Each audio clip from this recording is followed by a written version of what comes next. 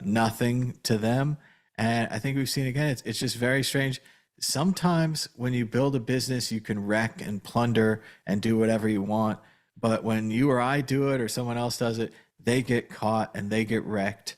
But then there's sometimes these magical businesses just skate under the radar and get away with everything. And I think that's another one here with Justin Sun, just breaking the right laws, breaking the right things in the right way, and it turns out fine for you. We've got one more short story, as I said, with the possibility of a retreat and a bounce here.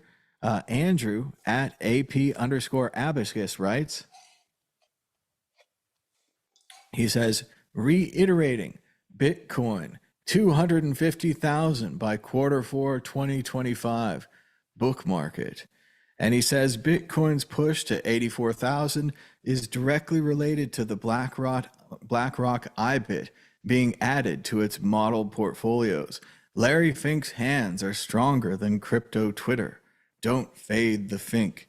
And Victoria, what do you think of the chance that this could be a retreat and bounce situation? We still have the supply shock of the halvening. People are still out there looking for it. What do you think? Quarter four, is this all erased? Everything's fine? No, I don't think so at all. I think by quarter four 2025, Bitcoin is going to be dipping again, because that's often the way in which the cycle plays out based on the way in which the software works. Obviously, I think that's tampered with now because of the ETFs, but either way, I think by the end of 2025, I don't believe I think Bitcoin's going to be on a downward trajectory.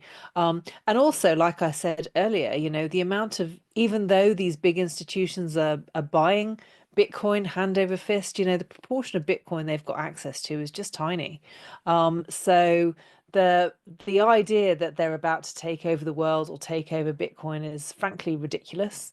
I think they're taking part in the game, but at this stage, it's going to be because they're trading it like everyone else does. I mean, that's how they manage the world's finances, through trading.